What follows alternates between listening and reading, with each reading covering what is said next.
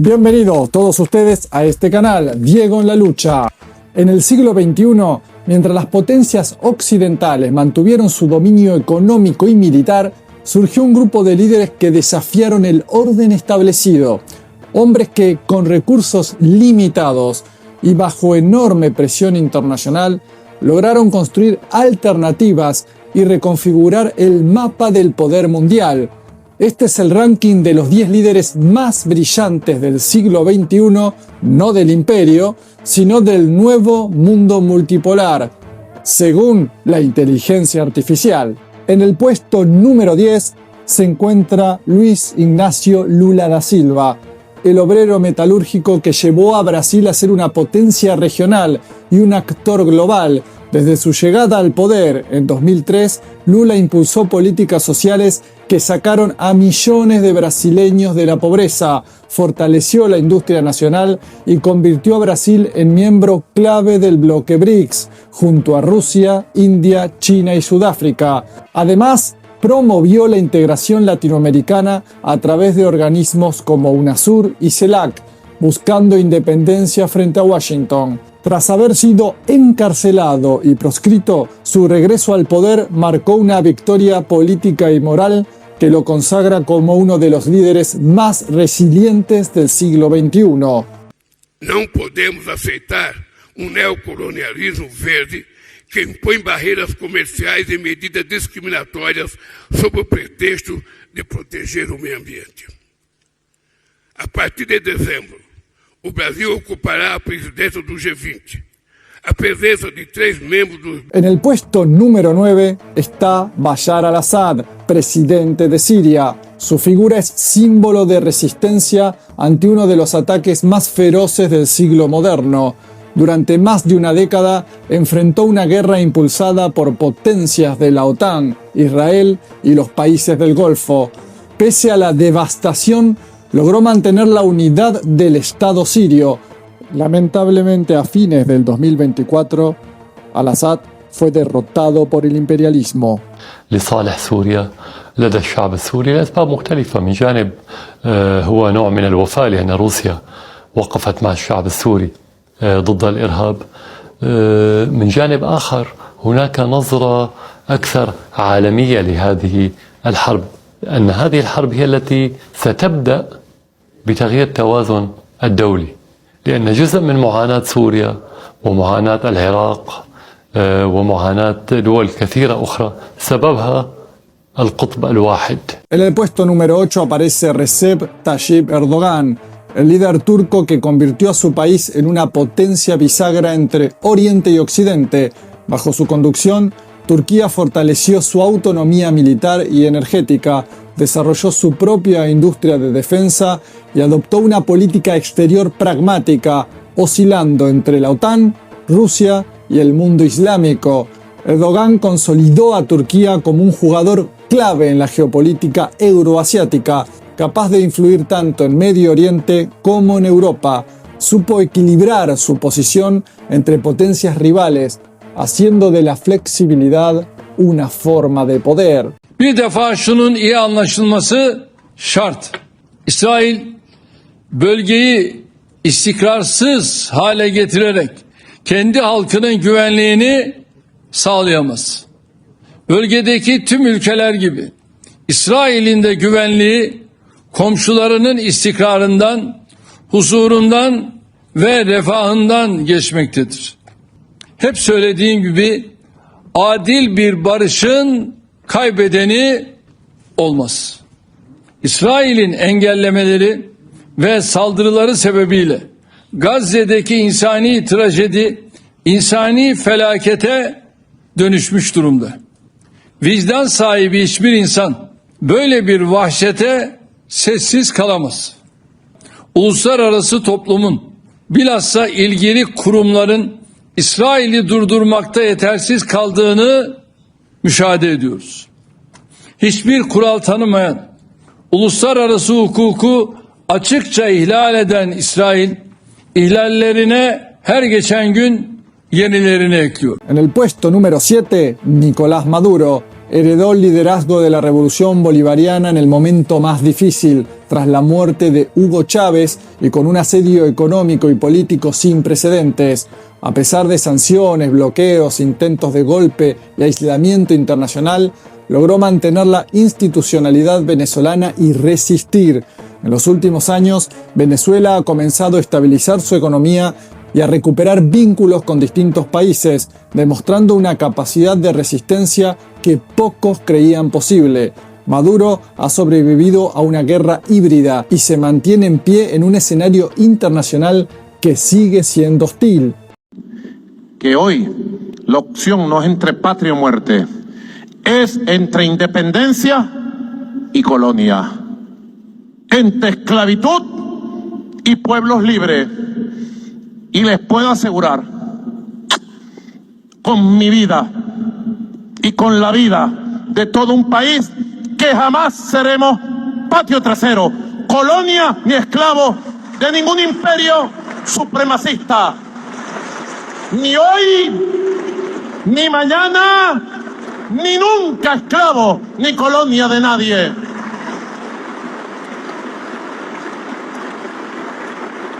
En el puesto número 6, Mahmoud Ahmadinejad, presidente de Irán entre 2005 y 2013. Su figura representó el desafío más directo a la hegemonía estadounidense en Medio Oriente. Ahmadinejad impulsó la independencia tecnológica y nuclear de su país, defendió la soberanía iraní ante las sanciones y se convirtió en un símbolo del antiimperialismo islámico.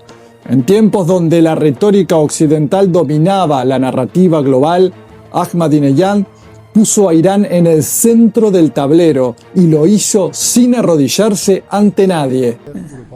Yo creemos que el Oriente Medio del futuro será sin régimen sionista y sin la intervención de Estados Unidos y Europa. ¿Ustedes quieren esconder qué cosa? Hoy mismo los alumnos también saben que Estados Unidos está influenciado por la propaganda sionista. Eso lo sabe todo el mundo. El pueblo europeo hoy en día es prisionero del régimen sionista. Nadie puede hablar contra el régimen sionista. La contribución del pueblo europeo beneficia al régimen sionista.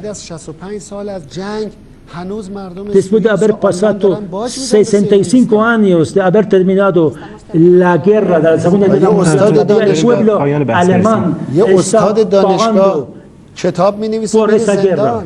En el puesto número 5 se encuentra Evo Morales, el primer presidente indígena de Bolivia.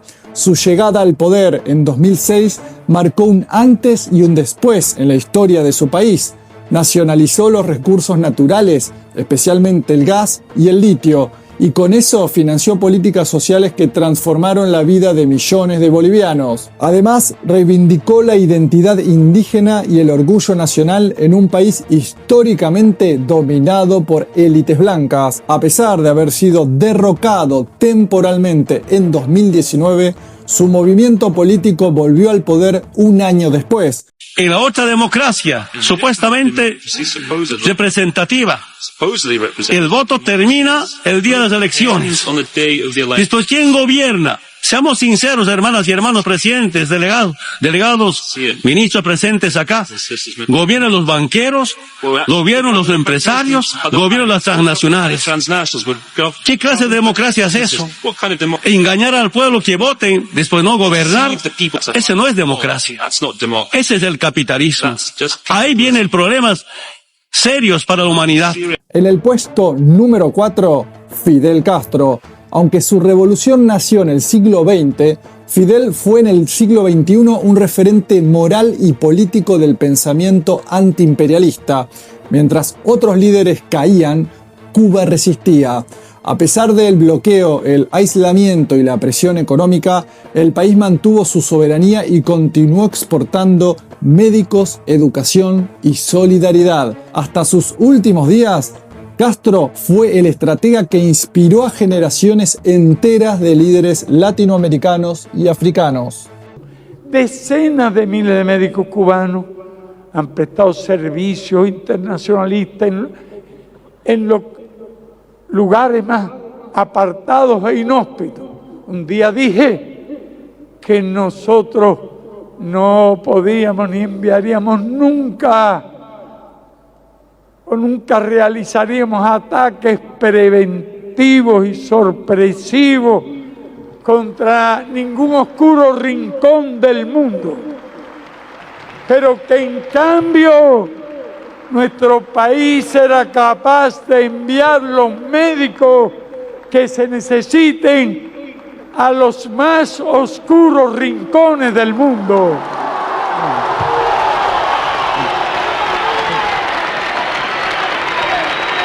Médicos y no bombas, médicos y no armas inteligentes de certera puntería, porque al fin y al cabo un arma que mata traicioneramente no es absolutamente un arma inteligente.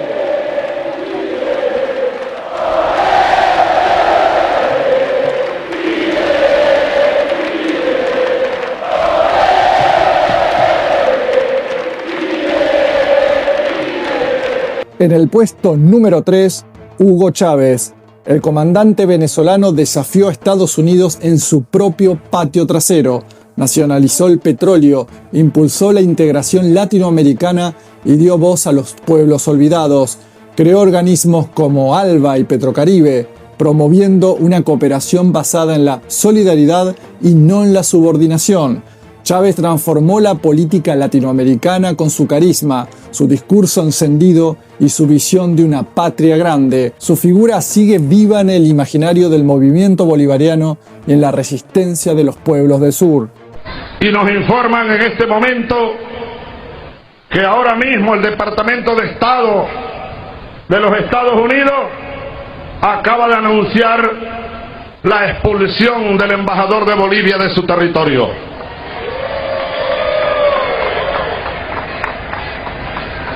Bueno, nosotros comenzamos desde este momento a evaluar las relaciones diplomáticas con el gobierno de los Estados Unidos. Acabo de hablar con el canciller y para que Bolivia sepa que no está sola, a partir ¿qué hora es? Son las 7:15. Tiene 72 horas a partir de este momento el embajador yanqui en Caracas para salir de Venezuela. En solidaridad con Bolivia y el pueblo de Bolivia y el gobierno de Bolivia. Y de inmediato, señor canciller Maduro, de inmediato mande por nuestro embajador antes que lo echen de allá. Cuando haya un nuevo gobierno en Estados Unidos, mandaremos un embajador. Un gobierno que respete a los pueblos de América Latina, a la América de Simón Bolívar, carajo. Váyanse al carajo, yanquis de mierda, que aquí hay un pueblo digno. En el puesto 2, Xi Jinping. El líder chino consolidó a China como potencia mundial sin recurrir a la guerra. Bajo su mando, el país se convirtió en la principal fuerza económica del planeta, desarrolló avances tecnológicos impresionantes y amplió su influencia mediante la iniciativa de la Franja y la Ruta, conectando a Asia, África y América Latina. Xi Jinping representa la paciencia estratégica, la diplomacia silenciosa y la visión a largo plazo. Ha logrado desafiar a Estados Unidos sin enfrentarlo directamente, construyendo un nuevo modelo de liderazgo global. La historia nos advierte. El destino de la humanidad está interconectado. Solo si todas las naciones se tratan con igualdad y conviven en armonía, ayudándose mutuamente, podrán mantener la seguridad común, eliminar las causas de la guerra y evitar que las tragedias históricas se repitan.